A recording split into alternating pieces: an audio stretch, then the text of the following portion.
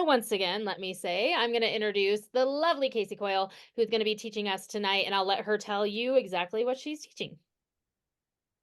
Awesome. Hi, everybody.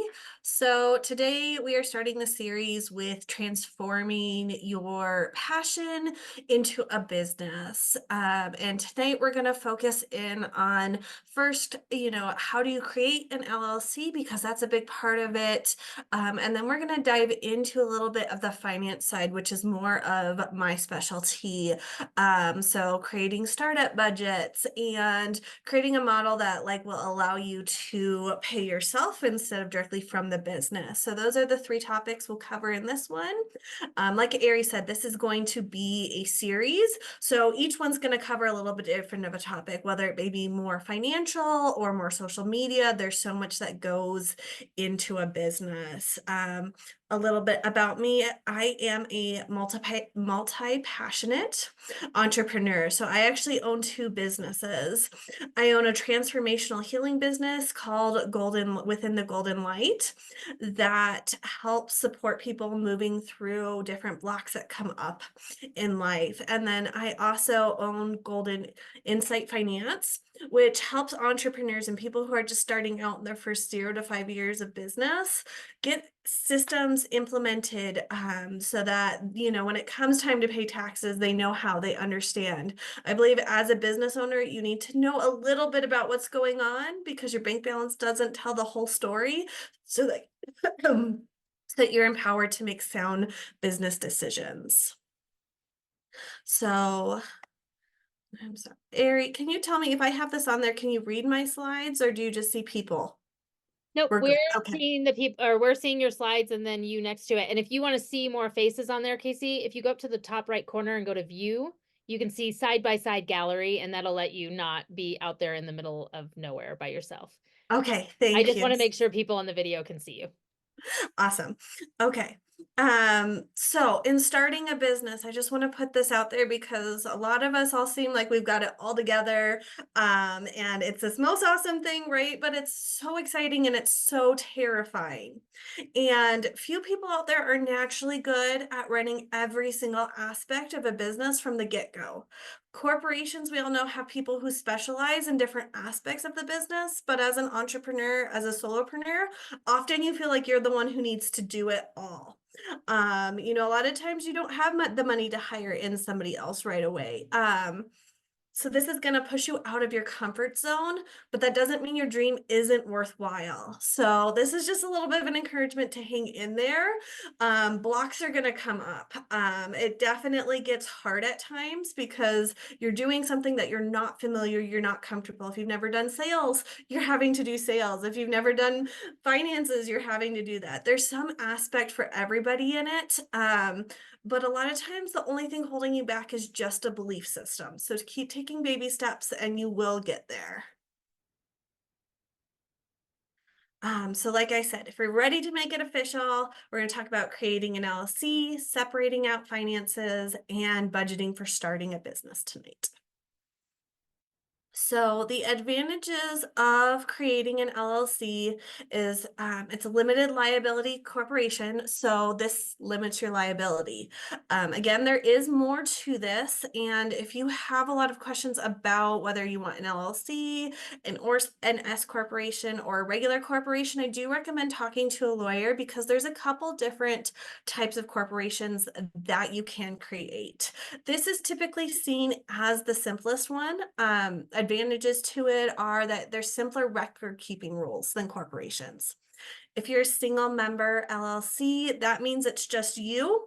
You don't have a partner, you don't have anybody else, then you can you can file your taxes on your regular tax return. You just fill out a Schedule C instead of having to fill out a business tax return as well. Now, if you start to have more people in it, you can still have an LLC, but it will require you to file an additional tax return.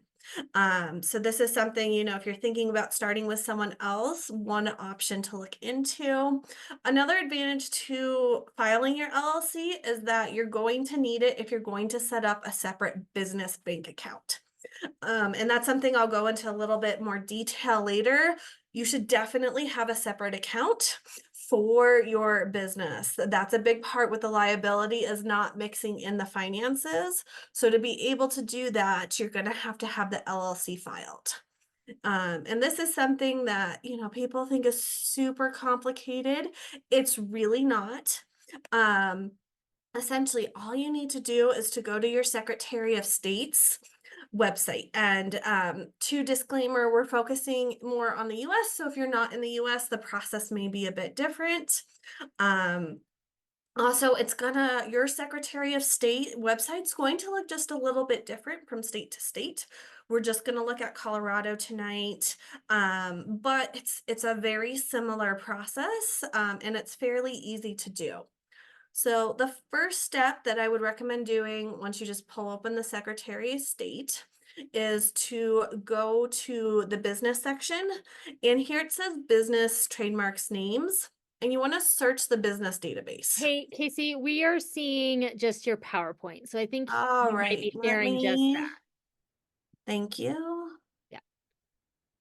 Give me 2 seconds. Go There we back go. up here. All right. So search business database is where I'm going. And this is where you can search and see what names are available. So say I wanted to do Fire Healing LLC. I could look and see, and this shows me what names are already registered that are similar to that. So gives you a chance to kind of look on what's already out there. Again, each state you file in separately. If you're not doing business in other states, you only need to file in the one. Looking at these statuses, good standing means that is a business who has paid all of their fees through the Secretary of State. And that name is actively in use. Non-compliant or delinquent usually means that they have not renewed their license, depending on how long it's been and depending on the state, that name may or may not be available. Voluntarily dissolved means that they have closed that business. So if it's been voluntarily dissolved, then that name is then again available. So it's really just, kind of looking in here, seeing if your name is available that you want. This is a good thing to do when you're starting to think about a business and you're like, oh, I have this great name that I want to have for it. See if it's already been taken or not, because it will have to be unique. You also might not want to be doing business, as somebody who's, high fire yoga healing.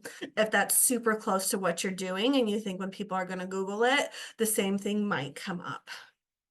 Can also run a Google search on the name. Just depending, that can give you some more information on how in use that name is. If a website pulls up right away, I know our names are very important to us. And so once you know, okay, that name's not already currently in use. For Colorado, you go to file a business document. And you want to file a form to create a new record. So we'll go there. Again, we're talking about LLCs. If you were doing a partnership or something like this is still the same screen you go to. You can go to Limited Liability Corporation. And on here, it's nice, they've got a checklist for you. And so it tells you everything that you're going to need before you start this process. I'm going to say this checklist looks overwhelming. It's not that much information. The biggest thing is like the address, a registered agent, that's going to be you. You're the owner. You're the one who can be contacted about all of it, your address. Honestly, it takes maybe 15 to 20 minutes to fill the whole thing out. But if you don't want to get stuck halfway in the middle of the process, this is a nice thing to go through before you start entering everything. Make sure you've got all your ducks in a row there.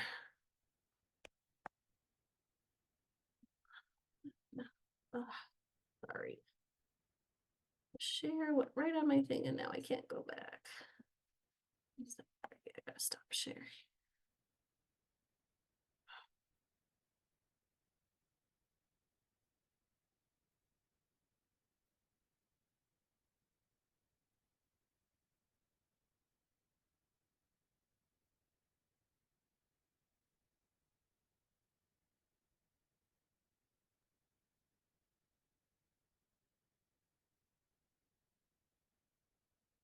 Okay. So then back on the LLC page, we'll go to next. And it just tells you on here that it's got to have limited liability or one of the abbreviations for it. So then you want to enter your exact name that you want to call your LLC. And if it's available, then it'll pop to the next page. We've already checked that no one has that exact name. And then you just start filling out the address information and all of that. In Colorado, right now, I believe it's about $50 to file for the LLC. And then what they'll ask you to do is file a periodic report. This is not um a super intensive form either. It's a lot of it was just confirming your address hasn't changed, and it was only $10 to do the renewal on that. I did, however, get in the mail, and we're going to talk about it once you create your LLC.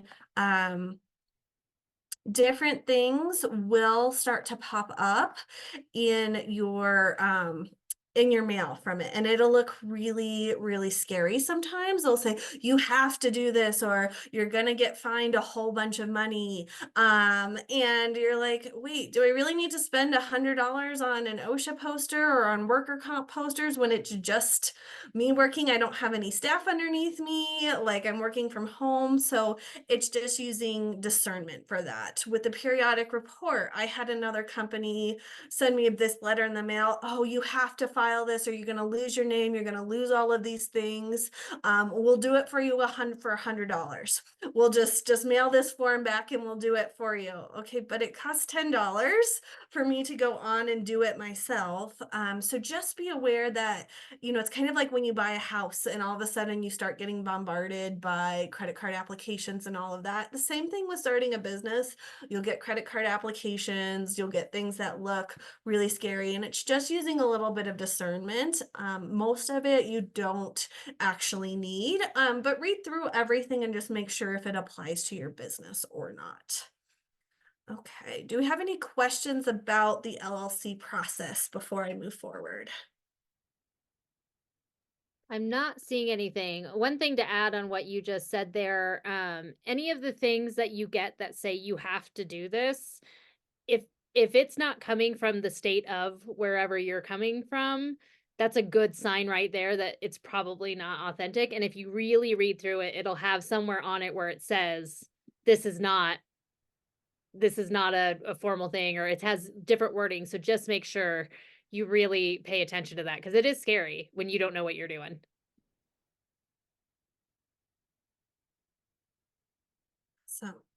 So then we'll jump into the finance part. And as I kind of mentioned before, separating out your finances is a really big part to this. So even if you just have a side hustle, this is really key for it to become like a real business and to keep things clean. As far as accounting goes, you can have simple stuff when you start out. You can have an Excel where you track everything. You may or may not need QuickBooks on day one. Either way, having a separate bank account where everything for your business goes through and a separate credit card or a debit card for it is going to make that accounting so much easier. If you only use those things, all the money's going to be flowing in and out of that one account, and you're not going to have to go back through all of your personal statements and go, wait, was that a business expense? Was that Starbucks that I took a client out to get them to have a business conversation, or was that Starbucks for me and my husband? Separating it out, getting the separate PayPal and Venmo business accounts. They do charge a small fee, but again, you want to have those accounts separated out for your business. It helps with accounting. It also helps to make sure the Venmo and PayPal, if you are selling products, also have features to do sales tax. Which is important. If you are selling any type of a product, you need to be collecting sales tax.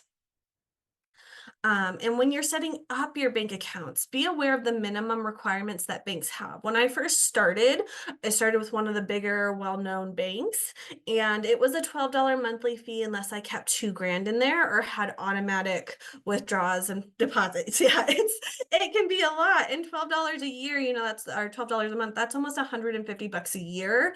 You don't necessarily need another monthly fee. You might not have that capital right away. And so I wound up then switching over to a credit union, which required $100 monthly balance, and I can have up to 100 transactions a month on there. So depending on your business, different ones work better, but there's cheaper options out there if you're just starting and you just need something small.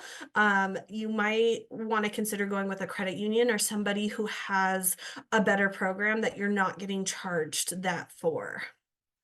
And then, yeah, just a reminder, any business coming in always needs to go into these accounts.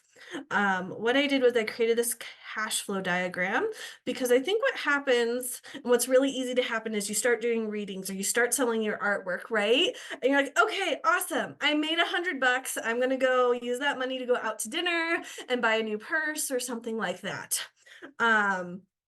And this can lead to a lot of problems down the line because you're not setting aside money for taxes. If we think about all of our clients, all of our sales, all of that money flowing directly into our business, and then we think the business pays us, it pays the taxes, it pays the business expenses. This system is going to be a lot more helpful down the line to start thinking of that way. Just like you get a paycheck from a regular job, you're getting paid from your business versus the client is just paying you. So with paying yourself there, it's a good idea to set aside at least 10 to 20% of your revenue for taxes. If you meet the guidelines to file quarterly taxes, then you're going to need to send it in quarterly. If not, then annually. And there's a lot that goes into this based on your tax structure. Do you have another job that you're paying taxes out of? Do you have a spouse that you're filing jointly that has another job? What are all the pieces that are making up your income and where are you paying the taxes? So if you're not exactly sure how much, then I would definitely advise talking to like a CPA or a tax accountant for a more specific percentage towards you. If you're not to that point where you have a CPA though, set aside that 10 to 20% so that it's there for taxes. Much better to have it than have a huge tax bill due at the end and not to have it. Also, you want to pay yourself from your business account. And my recommendation here is that you start out with either a percentage or a dollar amount that you're going to consistently start to pay yourself with. A lot of people go, I have no idea how much income I'm going to earn from this month to next month. It's super variable. And that's true, but so is every single other corporation's income. Walmart does not know how much it's not going to be the same from this quarter to the next quarter, and they still pay all of their employees. So, what you want to do is, if it's just 10% at sales that you're taking each month, then that works. Once you can get up to it, I would say $100 a month and then $200 a month, 300 when you've got a couple months of that in the bank so that you can consistently be pulling that. That's a good energetic money flow too, is that you're consistently counting on the same income from your business. The goal is for that to always be going up over time. Yes, something may change, but that's a nice practice to put into place if you can. Any questions about that setup structure, getting a business bank account, paying yourself?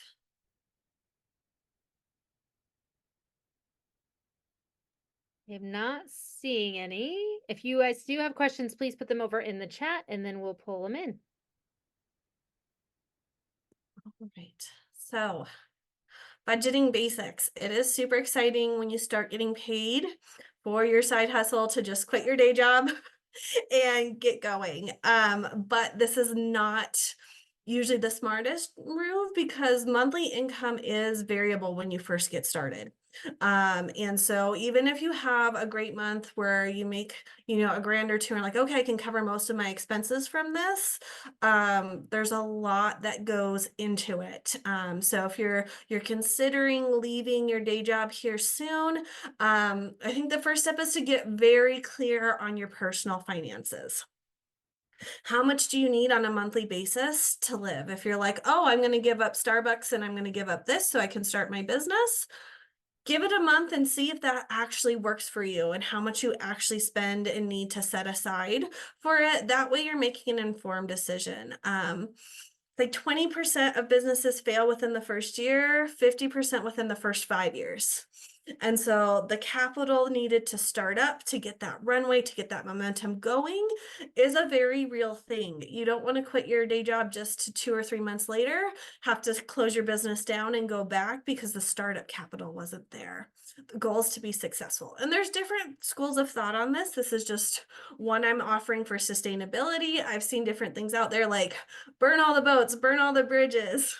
And that works for some people, right? But for a more sustainable model, I think really having a plan in place is going to lead to longevity unless you're one of those people who just absolutely thrives under a ton of pressure. There's going to be pressure regardless when you start your business and blocks to work through. Another thing to consider, and that's what we're going to do next, is do you have startup capital or are you going to need it? Sometimes we think, okay, like I don't need very much. I'm just going to do my things over Zoom. But then when you start to add up the cost of a website, and we'll go through all those little things, it can really add up. And so just having a business sometimes is fairly expensive. And then when you are ready to leave your job and for this to be your full-time thing, knowing that monthly income can be variable. So having a plan B. I know a ton of entrepreneurs who do things like drive Uber or something like that that allows them the flexibility so that they can make their goal a reality. But this is keeping an eye on the finances and knowing, oh, it's the last week of a month. I haven't sold enough readings. I haven't sold enough paintings. I'm going to have to work it and really being aware of the financial situation. So, what are you going to need to start your business? And we'll go through in Excel here in a few minutes as well. But think of things like subscriptions, Zoom, website, scheduling software also has a cost to it if you want it to send reminders and things like that. And you're going to want to consider too, like websites that integrate multiple things. It's a lot learning all the different systems. Website providers like Squarespace will allow you to integrate the Zoom, the scheduling software that they have. And so, how I have it for my clients is that, they click on schedule a session and they can pay for it. They get the Zoom link, they get all of that within one button. Versus having to go multiple places. And they're not the only one that does that. There's different ones that you can do the integration with, but that's something you want to consider is it might be worth, a couple more dollars here versus doing the cheapest thing everywhere if you've got to do different systems that don't integrate well. Thinking about equipment, like are you going to need a new computer? Are you going to need a printer? Ongoing supplies, paper, ink, pens. Rent, are you going to need office space? Or even for the metaphysical businesses, the fair booth rentals, I've seen them be anywhere from $50 to over $600 for the weekend. For the bigger ones, that's a big cost to start to plan in. Are there any certifications or classes that you're going to want to take? Any aspects that you may know you already need to outsource? But keeping tax help. Maybe you need a contract developed by a legal team.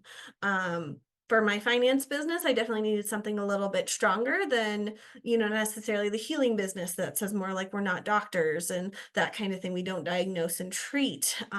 Just depending on your type of business, you might want to have something, how are people paying for it? If you're doing a long-term contract with a client where maybe you're doing coaching or something like that, you want to keep yourself protected from that. And business insurance is always an important thing too.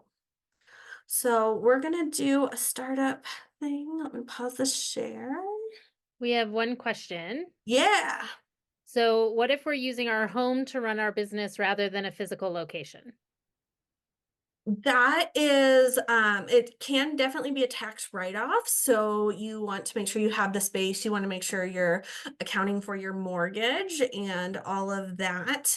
Um, I don't know what the startup expense, if I would consider that like an additional thing that you have to buy unless you are going, I'm gonna move into a new apartment that has 2 rooms instead of 1, and that's gonna cost X amount more, but for tax purposes, that is a write-off if you use business home. Does that answer the question? I believe so. Yep, got a thumbs up. Awesome. In the chat, Think we're I good. put the link. So in the chat, I'm putting the link to my website to the resources. You can go on there and grab this Excel off of it.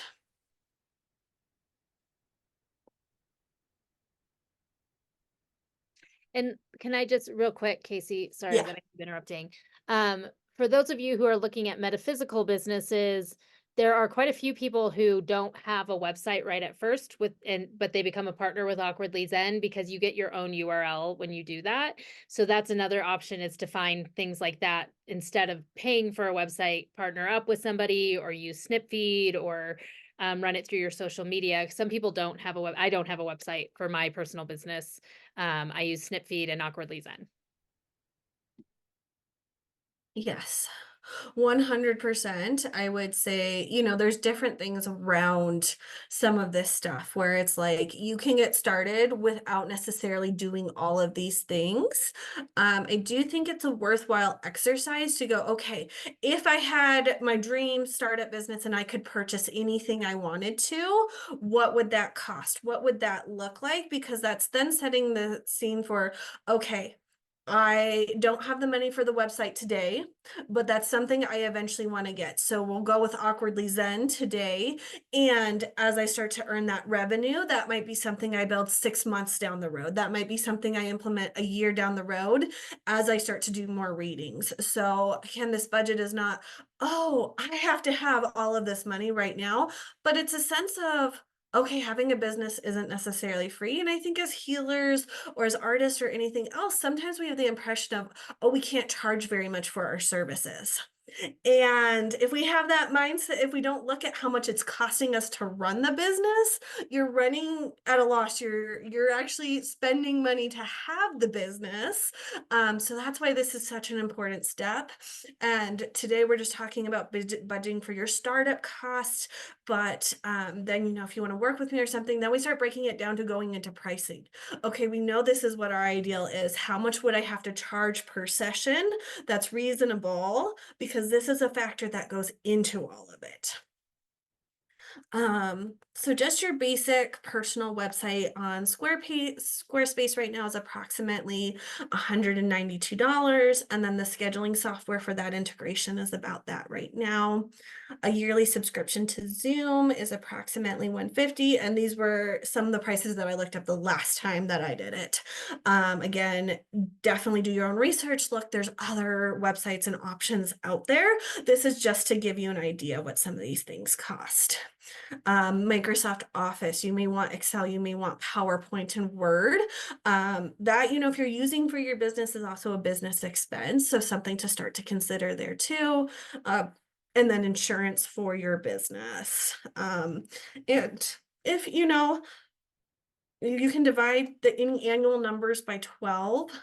And I have in the worksheet to multiply any monthly ones by 12 to get your annual cost, because, going, oof, $813 a year, that's a lot for just my subscriptions, but $68 a month, that might be more doable. You may need to do the monthly subscriptions to get started. That might just be 1 or 2 readings that you have to do depending on your prices there. Assets, these are things, big things. They might be stuff that you actually, for accounting reasons, expense over a period of time. that then again, that goes more into the tax side.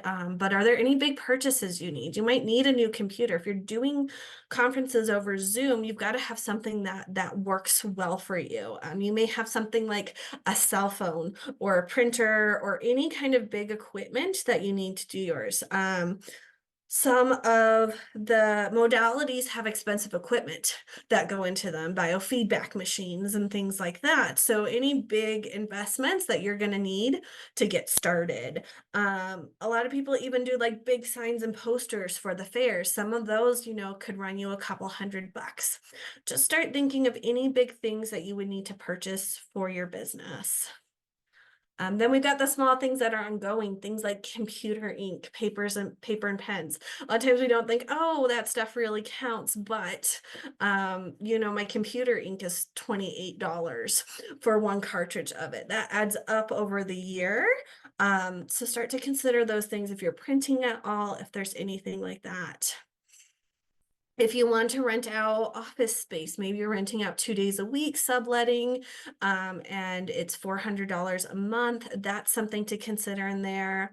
Budgeting for what you want to spend on booths if you're doing a metaphysical business. I've got an example in here. Maybe there's some classes you want to take. Maybe you want to take Colette Barden Reed's Oracle Palooza, or you want to do a quantum healing. Are there any classes or education that you're going to want to do in your first year? And then I've got a section here for anything you're going to outsource. You're going to outsource building your website. That's going to be a cost if you want a CPA to review your taxes, or if you want to get a coach at some point in time. All of these things start to add up. So like in here, you want to think, okay, this really simple business is going to cost me 10 grand when you add it all up and you look at it on paper. And if you don't have the 10 grand, like I was saying before, that does not mean your business is not worthwhile. It might be that then, okay, we don't have the money to do the quantum healing course this year or the coaching. Maybe we only rent for 1 day a week instead of 2 when we get started. And you can start looking at like what's going to work. I would do multiple sheets. One, what's your ideal? Two, like what can you afford, or what are we slowly working towards? So the second page of this Excel, if you've downloaded it, you can add in all your expenses to start to get a very clear picture of what your business is personally going to look like, as a tool, just to start thinking about what all goes into all of this. Yeah. Okay, so I'm gonna pause the share. See, do we have any questions in there? We do. Is there a certain point of money in or time in that you should, quote unquote, start an LLC?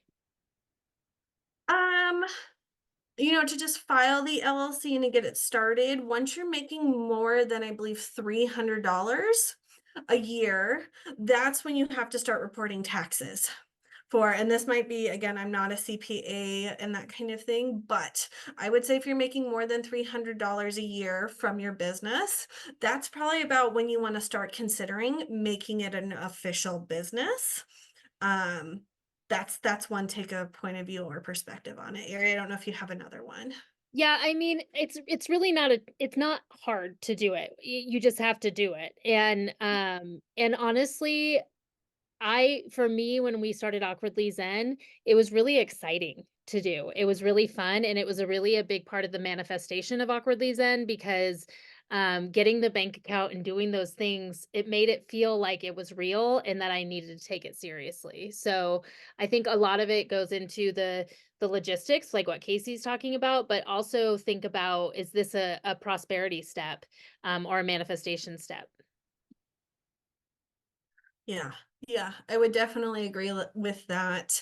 And two, your first startup year, you may have write-offs and stuff like that on your taxes. So the sooner you start tracking it, the better. Oh yeah, Lisa has in the chat there. I thought it something about car activities, the mileage and all of that. The next part of this class is going to be a little bit more on the like what should I track, what's income, what's on a balance sheet and whatnot. For the next one in the series that I do. This was a little bit more of the beginner starter one.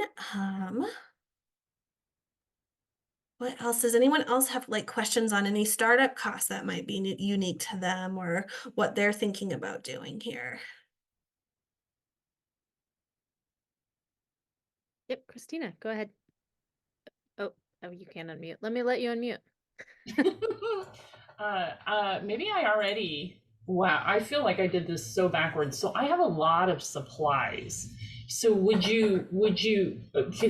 paint 100% of the time. Would you go backwards, like, and say this is how much I spent, or would you start from like today and move forward? That definitely depends a little bit. You're not going to be able to go back like past the first of the year. Right? Anything from the end of last year is, anything you bought in December, anything before January, that's not really going to be tax expendable. It has to be in the same year that you're doing business. Now, if you've got the receipts and whatnot from your purchases, because you're going to need those too. Like if you've lost all the receipts and everything, start from today. Today's a new day. Like you're going to start tracking everything. You're going to scan in those receipts when you get them so that you can expense them. So a lot of people will wait till they file to start tracking everything. If you're like, okay, I'm going to file this by the end of the month, start tracking today because that will still all be March expenses. And don't feel bad about any of this. A lot of it is like, oh, I thought I should just, keep paying myself from directly from the client and that kind of stuff. A lot of people do this backwards. A lot of people don't put the systems in place from day one. So don't feel bad about any of it. This is hopefully some new perspective on some ways to make things easier if you've just been winging it. All right. And then Michelle is talking about the LLC cost and about using a company like Bisbee. I'm not sure, Michelle, if you popped in late or not, but you were talking about Casey doing that yourself and not using a company. So could you just real quick, just because there was a couple people who were asking about that, just remind them where they need to go to file with the state? Yeah, so you just go to your Secretary of State's website, and it's typically cheaper to do it yourself because you're just paying that fee directly, and it is not a complicated form to fill out. And just a reminder, like I put over in the chat, this is being recorded, so it'll be on YouTube. So if you did come in late, you can watch this. It'll be in the next couple days on our YouTube channel, and I put that link over in the chat as well.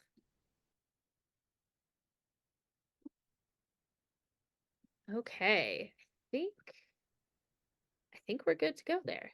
Okay, let me go back to my PowerPoint.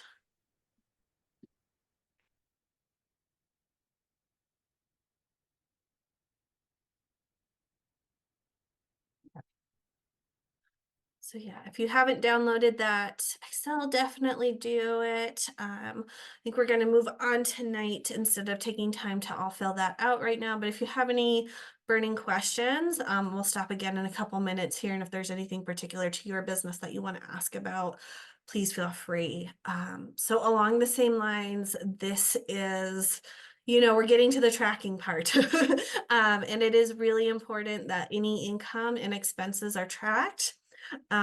Excel might work for you if you're not quite ready for QuickBooks, but for right now, just be saving any receipts that are related to your business. You want to have a system that allows you to monitor what's going on in your business on an ongoing basis. Just like our personal bank accounts don't tell the whole story. If rent's going to be taken out the next day, it's going to look a lot different. You want to have something, whether it be an Excel sheet or QuickBooks, that you're looking at on a regular basis, just to be able to know what's going on in your business, to know whether you can afford that next big business expense or not. A lot of people don't have a system in place. And so That's one thing that I do offer. If you do need any one-on-one support, my goal is to help entrepreneurs, get their finance and operations in order so that they can thrive. Making things simpler, putting simpler systems in place. A lot of small businesses will fail within the first year and even more within 5 years. So if you want some one-on-one support, I've got a special offer tonight. I've got about 5 spots left and open this week. If you would like to do an Ignite Your Financial Success call for people who are just starting a new business, this is like the perfect time to get in and to talk about what your own business startup cost might be and to create a map for financial success before things go too far down the line. Or if you're an existing business owner and you want to just discuss maybe some of the challenges you've been having and are there easier ways to do things? Usually there's an easier solution. I do coaching in QuickBooks. I help with bookkeeping. So any of that's needed, please feel free to reach out. I think we're putting the link again in the chat. So then, yeah, I'll open it up to any questions.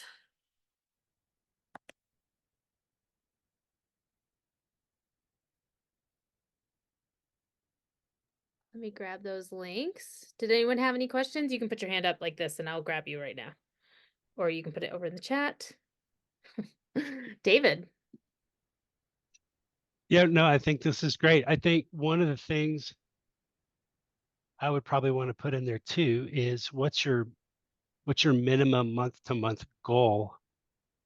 So at a minimum break even, right? And then not touch, because a lot of businesses or a lot of small business of folks that I know, they just get excited, right? And it's not, you want to do the long game, and that takes a little bit of discipline. Yeah, I 100% agree. Yeah, the budget we started today was just an idea to get the startup budget, but like from there, you want to build an annual budget, right? What are other long-term costs that you're budgeting for? And then looking at that and how much you're charging, how much you're paying yourself. There's different models that you can put in. Okay, I want to be able to take 2 grand out of my business each month. And so how much in revenue is that actually? Because that could be 3 grand, that could be 4 grand, depending on rent expense and all those other factors in there as you get going. And let me just say, as somebody who has started many, many businesses in my day, I wish I would have done all the things that Casey is talking about from the beginning. And I will fully admit that I have not. I get better every time, but so it sounds like it's a lot of work, but it is so much more work after the fact to go back and do it than it is to set it up from the beginning. So you're inspiring, Casey, for sure, for me to be like, okay, Ari, get your act together. Because it's really easy to be like, I'll take care of it later. Yeah, no, I 100% agree. And I think we all have aspects of business that we struggle in, and it takes us a little bit longer to get going. And I'm great at the finance part, but I'll be honest, like I've had my healing business for over a year and I just sent out my first newsletter. So it took me a while to get up on that marketing front. And so I just share this to kind of be in that vulnerable space of like, you're not going to be good at everything on day one. That's just not how this works. It doesn't mean you're not capable or you're not worthy of your dream. You 100% are. There's just sometimes blocks we need to work through to get where we want to be. So I say that to, the more we can do in the beginning, but yeah, if you need help and support, don't feel like this isn't worth it. It 100% is worth it. And you'll see it come back to you in the long run. So, Casey, can you share a few other of the topics that you'll be wanting to bring into AZ just so people can be watching for that? Yeah, so the next one, the business series, is going to focus on what are the difference between a balance sheet and a P&L? What are the reports I should be looking at on a regular basis? Things like what is an account receivable, an account payable report? How do I monitor those things? When are they important, right? When we first start out, we can just have our income statement, but then as you gain assets and debt for your business, you're going to have a little bit more complex of a view So it's an overview just of what those statements mean. Again, I try to walk through it in a way that's just easy to understand from people, and so that you're empowered to know what that is for your business. A lot of people have a CPA doing some of their financials, but a lot of CPAs don't take the time to sit through and to explain what different things are and how it affects decisions down the line when you want to get a loan or something like that for your business. So that's the next topic. And then I'll also be guest teaching on the self-love course in May. Yes, which you're great at that topic. Do you have any apps or anything that you know of or recommend for people on their phone to keep track of receipts? If you do wind up going with QuickBooks, they have their mobile app that lets you just quickly scan them and import right away.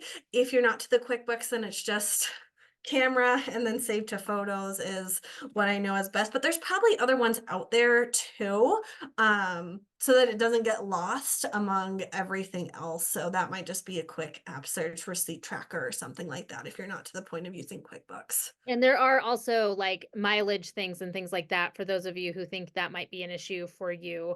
I think for most people in the metaphysical world, and again, I am not an accountant at all, I think the car write-off for what you use for your business would probably be higher than your mileage in doing all of that. But that's something to ask an accountant for sure.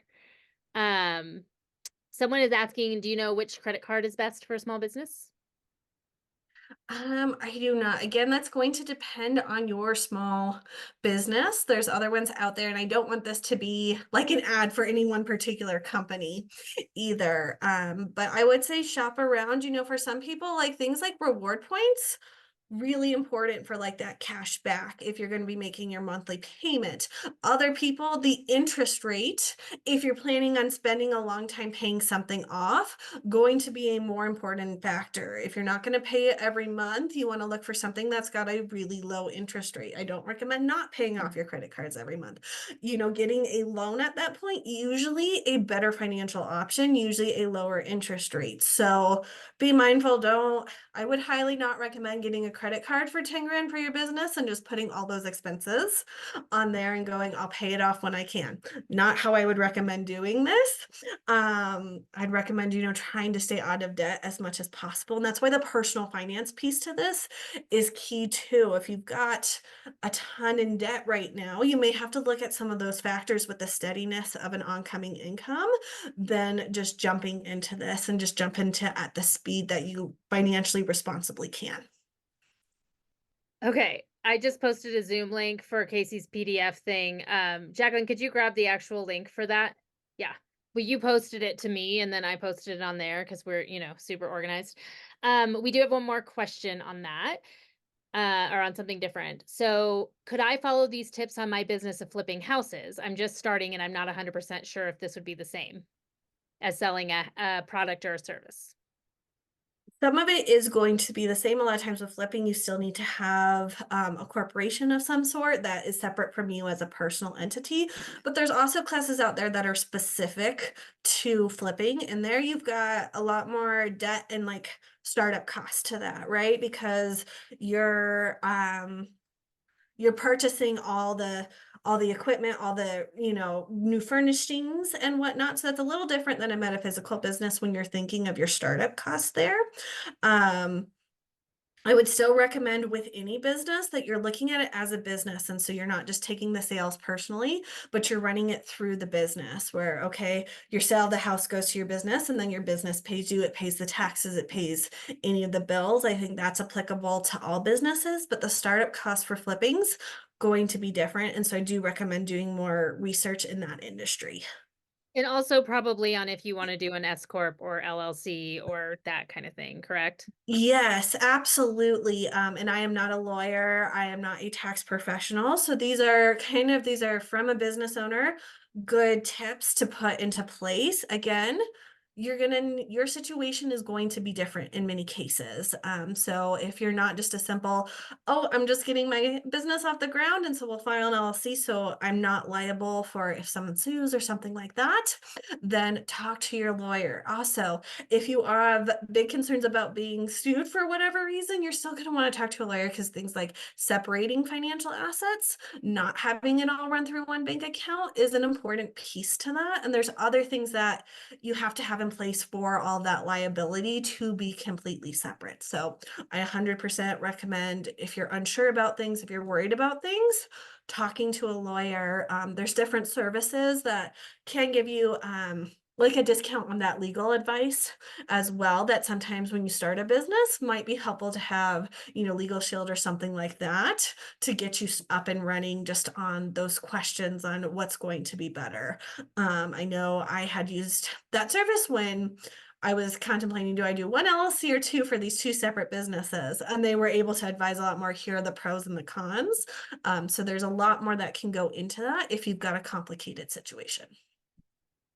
Yeah, and on the getting your business, like your business license and everything, also getting a sales tax license is not hard, you guys, it's not. So if you're going to sell things, you can also go and get your sales tax license. The big thing I just learned, because we got one for AZ at the end of last year and we ended up not using it. So I didn't think anything of it. Well, then I do get a notification from the state saying, hey, you have to file that you have no income for this, or that you do. And so I went on, it took me 10 seconds to do. I think the fear of it keeps you from actually taking care of some of these things, but it's so much easier than you might think. And it's great that you have resources like Casey who can walk you through all of it. And that if you do sign up with one of those companies, when I first started my Muggle job business, I signed up with LegalZoom or one of those. I highly recommend you don't do that. But if you have, you can pull out of them and still do your own thing. Even if they're the ones that signed you up, you can make that shift away from it. And it's not that hard to do. So just so you know, you don't have to keep funneling money into these places. Would you say that, Casey? Absolutely, absolutely. Like sometimes it's like you're getting started on something. And so look for things where it's like just a 1 month membership or something. So you can gather all your questions, get the support that you need, and then be able to do your own thing. Now, again, I'm not a lawyer, and so a lawyer may say something completely different. But I guess I would encourage people to seek the advice that they need when they're getting started. And lawyers will tell you this too. It's much cheaper to like do a good contract and to get all that stuff organized correctly at first than it is to 5 years down the road be having a fight with your partner and trying to divide the assets because you're just like, oh, it doesn't matter, we're best friends, right? Like, ask the questions you need to ask in the beginning. Yeah, look at things. They're not like the sales tax things. Yes, you have to file a zero report if you don't have one. But like Gary said, it's not as scary as it seems like. I would encourage anybody who's just having fear around the finance part to come talk to me or to come talk to somebody else, because that's a lot of just belief systems that it's more complicated than you can handle. And a lot of it is not true. And it's like you have someone walk you through it once. You're like, oh, I can do this. It's not bad, right? And then you're up and running and you're living your dream. Yeah. Love that. All right. Any other questions? Okay. So, Casey and I are going to work on when the next one that she'll be teaching is coming out. We've got a few other ones that are going to be in the works here soon. So be watching for those on Meetup. Let me just say this, you guys, and I'm saying it on the recording. This is March 11th, 2024. Meetup's app is not behaving nicely. So if you are trying to get into our meetings on the app, it might give you the link, it might not give you the link. It just depends. The link is there on our side. So if you go to your desktop, you can always get the link. We're going to work on trying to figure out a way to get you guys the links. Meetup is saying it's not a priority. Believe me, they're hearing from me daily. So to explain to them how it is a priority that you all can get into the meeting. But just know that if you're coming in on your phone or a tablet, you might not be able to access the link. I'm trying to watch it and look for that. Maybe grab the link off your computer ahead of time. Casey, thank you so much for being here. You guys can find Casey on the partner page. So if you leave here and you didn't get anything off of the chat and you're like, oh, now I want to see her and I don't have the information, awkwardlyzen.com, go to the partners, find Casey and her lovely face right there. And you guys can work with her. I highly suggest that if this is terrifying to you, find someone to walk alongside you, okay? Because it really isn't as scary as it seems, but I am right there with you. Believe me, I got that letter from the government saying, you have to file this or you're gonna, and I was like, oh, it took me less than 5 minutes. So you guys can do it. Power to you. Casey, any last thoughts? No, just like exactly that. Like you can do that. Like my whole goal here is take some of that fear out of finances. And if finances isn't the fear point and you've got something else, like there's so many people that can support you in that out there. Find the support system that you need because I believe everybody's dream is worth getting out there and bringing into reality. So yeah, you can do it would be my last advice. You can do it. All right, y'all. Have a great night. Casey, thank you so much for being here. If you want to stick on for a minute, we will schedule something for next time. And we'll see you later, guys. Bye.